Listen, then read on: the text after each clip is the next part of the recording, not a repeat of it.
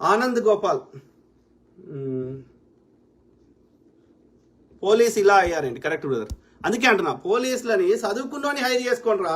ఆ చదువురాని గాడి కొడుకులు, వాడికి రాజ్యాంగం తెలియనోడు, రాజ్యాంగాన్ని పరిరక్షించే law enforcement officer and nothing but police.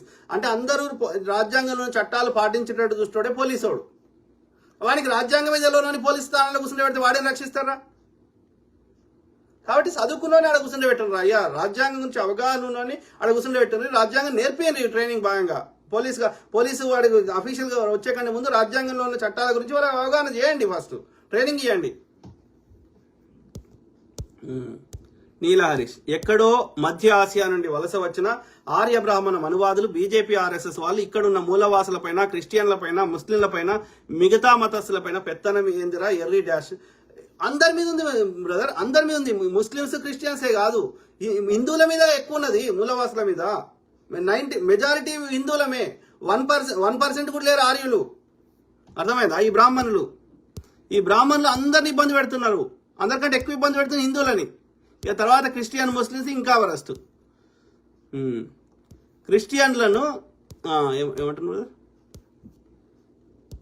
క్రిస్టియన్లు సువార్త చెబితే మత ప్రచారం అంటున్నావు. మరి కృష్ణ భక్తులు రోడ్డు మీదకి వచ్చి ఇప్పుడు చెప్పిండు కదా, వాడిని చూపెట్టిన కదా, హరే రామ హరే కృష్ణ అని చెప్పిండు కదా, అందరు కరపత్రాలు వంచండి కదా, సెంటు పూసిండు కదా. మరి వేరే వాళ్ళు వచ్చి కూడా కొట్టాలని సిగ్గులేని నా కొడుకులు. కరెక్ట్. రోడ్ల మీద పుస్తకాలు, భగవద్గీతలు అమ్ముతారు, నచ్చపరి. తప్పేం లేదు. నువ్వు చెప్పినంత మాత్రాన్ని వాడు జాయిన్ అవుతారా? నువ్వు నాకు 100 బైబిల్ తెచ్చి నేను జాయిన్ అవుతానా? నాకు నచ్చితే జాయిన్ అవుతా, కానీ ఎవరో చెప్తే జాయిన్ అవుతానా? కాను కదా. ఇప్పుడు నరేంద్ర మోడీకి పహల్గామ్ దాడి విషయము కూడా ప్రజలకు నరేంద్ర మోడీ కావాలని చేయించాడు. కరెక్ట్. బీహార్ గుజరాత్ ఎన్నికల కోసం. కరెక్ట్. బీహార్ గుజరాత్ ఎన్నికల కోసం ఎందుకు వస్తాడు? ఎట్లా వస్తాడు? నీకు తెలియకుండా నీ దేశంలోకి వేరే దేశపోడు ఎట్లా వస్తాడు? నువ్వే అలా చేయమంటేనే వస్తాడు. ఇప్పటివరకు విచారణ ఏది? ఇప్పటివరకు దోషులకు శిక్షలేవి? వారం రోజులు గోల వేయాలి, కథం. నీ ఎన్నికల్లో గెలవాలి, కథం. మళ్ళీ అంతే. ఎన్నేళ్ళు సేమ్ ఓల్డ్ టెక్నిక్ ఎన్ని రోజులు వాడతావు? ఎల్లకాలం వర్క్ కాదు అది. ప్రజలు గ్రహిస్తున్నారు. మొన్న 400 వచ్చాడు నీవు గ్రహించకపోతే. ఆ 240 కూడా మోసం చేసి దగ్గర వచ్చినాయి. నువ్వు ఫేర్ ఎలక్షన్ చేస్తే రావు అవి కూడా. బీహార్ గుజరాత్ ఎలక్షన్స్ కోసం, అంతేగాని పాకిస్తాన్ మీద యుద్ధం చేసే దమ్ము లేదు. యుద్ధం అది సాధ్యమే కాదు బ్రదర్.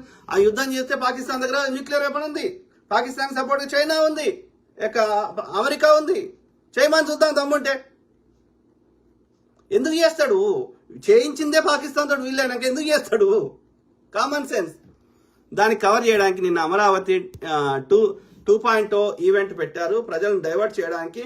మొన్నటి వరకు కులగన్న వ్యతిరేకించి, అది కులగన్న కూడా బీహార్ ఎన్నికల కోసం చేయడు. వాడు మహిళా బిల్లు పాస్ చేసిండు. ఎందుకు ఇంప్లిమెంట్ చేస్తలేడు? పార్లమెంట్ చేయలేదు. మరి ఆయా రాష్ట్రాల్లోనే చేయొచ్చు కదా. చెయ్యడు వాడు. టైంపాస్. ఎన్నికలు అయ్యేదాకా నడి సముద్రంలో ఉన్నప్పుడు ఓడమల్లయ్య అన్నాయంట. రోడ్డు మీదకి వచ్చినాక ఓడమల్లయ్య అన్నాయంట. ఎందుకంటే ఇట్లా అంటాడు గంతే. ఎన్నికల కోసం కులకన్న అన్నాడు బీహార్ ఎన్నికలు. అది అయిపోగానే కథం ఆడ. ఎందుకంటే అక్కడ ఈ బీసీ ఫీలింగ్ ఎక్కువ. ఈ మండల్ కమిషన్ వచ్చినాక ఈ బీసీ పార్టీలన్నీ పైకి వచ్చినాయి అప్పుడు. అందుకని ఆడ కులం ఫీలింగ్ ఎక్కువ ఉంది కాబట్టి, ఈ ఠాకూరు యాదవులు ఇట్లా ఉంది కాబట్టి అది ఎన్నికల కోసం చెప్పిండాడు. ఎందుకంటే రాహుల్ గాంధీ పొద్దుగాలు వేస్తే కులగన్న అంటుండే కదా, ఎన్నికల ప్రచారం అదే చేస్తాడు ఇప్పుడు. కాబట్టి మేము కూడా బీసీలు అనుకూలం అంటే బీసీలు ఓట్లు వేస్తారని ఆశపడుతున్నాడు బీహార్ ఎన్నికల కోసం. ఇది ప్రజలను డైవర్ట్ చేయడానికి మొన్నటి వరకు కులగన్న వ్యతిరేకించి అర్బన్ నక్సలైట్లు అన్న బీజేపీ ఇప్పుడు కులగన్న వాడు చెయ్యాడు పీకడ అంతా టైంపాస్ ముచ్చట చేసేది ఉంటే ఇప్పటి వరకు 2011 జనాభా లెక్కలని 2021 వేయాలి. కోవిడ్ వచ్చింది అన్నాడు. ఇప్పటి వరకు చేస్తలేడు. ఎప్పుడు చేస్తాడో దేవునికి ఎరక. నీలా హరీష్, మసీదులను తవ్వుదాం, శివం ఉంటే మాది, శవం ఉంటే మీది అన్నాడు మా కరీంనగర్ ఎంపీ. వాడు అన్న మాటకే మనం కూడా వద్దాం, గుడులను తవ్వుదాం. బౌద్ధ ఆరామాలుంటే బీజేపీ ఆర్ఎస్ఎస్ ఆర్య బ్రాహ్మణ వాళ్ళు ఈ దేశం వదిలి వెళ్ళిపోతారా? ఎక్కడి నుంచి వచ్చారో అక్కడికి. బీజేపీ వాళ్ళకి అంత దమ్ముందా? ఓకే. అందులో ఏమన్నాడు వాడు? శివం ఉంటే మాది, శవం ఉంటే మాది. శివం నథింగ్ బట్ ఎవరు? బుద్ధునే శివుడు అని పేరు మార్చిండు వీడు. అర్థమైందా? సో శివం ఉంటే మాది కరెక్ట్. మా హిందువులది కరెక్ట్. అంటే వెళ్ళిపోవాలి వీళ్ళు. రాముడు లేడు కదా, రాముడు ఉన్న జాలకి వెళ్ళిపోరు. ఈ సింధు నది కావలి ప్రాంతాల్లో ఒక తక్షశిల ఆ ప్రాంతాన్ని పరిపాలించిండు రాముడు. వెళ్ళిపోండి, ఇవాళ పాకిస్తాన్ ఉంది, వెళ్ళిపోండి. షేక్ మొయ్, థ్యాంక్ యూ బ్రదర్. లిమ్డా దుస్రా మెమెస్, ఈ లంజ కొడుకు అదేం పేర్రా? అదేం పేర్రా? ఆ పేరు కూడా చక్కగా ఉండే ఈ లంజ కొడుకులకి. వాడు హిందూ ఎట్లయితారా? లిమ్డా దుస్రా మెమ్స్, అదేం పేరు? నేను ఎప్పుడు ఇల్లేదు. చూడండి మీరు చూడండి, లిమ్డా దూసరా మెమ్స్ అంట, అదేం పేర్రా? నీ పేరే చక్కలేదు, అది ఒరిజినల్ ఐడియా కాదో తెలియదు. ఇక నువ్వేం టైప్ చేసిన దానికి వాల్యూ ఏముంది? మత ప్రచారాలు చేస్తే బైబిల్ చదవద్దు తప్పు కాదంటాడు. మత ప్రచారం చేస్తే మరి బైబిల్ ఏం చేసుకుంటారా? గుట్లో పెట్టుకోవడానిక? వాళ్ళు చదువుకునే వాళ్ళు చెప్పుకుంటారు, నువ్వు నీ భగవద్గీత చదువుకుని నువ్వు చెప్పుకోవడం వద్దన్నాడు. ఇప్పుడు వాడు వంచిండు, రాధా మనోహర్ దాస్ గారు తిరుపతి రైల్వే స్టేషన్లో వంచిండు. ఎవరిని వచ్చిందో ఆడు అమ్ముకుంటాడు. ఇప్పుడు దుకాణం పెట్టుకున్నాడు, దుకాణం అరటిపండు బండి పెట్టుకున్నాడు, అరటిపండు అమ్ముకుంటాడు, ఇంకోటి పెట్టుకున్నాడు, ఇంకోటి అమ్ముకుంటాడు. వాడు బతుకు తెరివే దాని మీద పెట్టుకున్నప్పుడు వాడు అమ్ముకుంటాడు.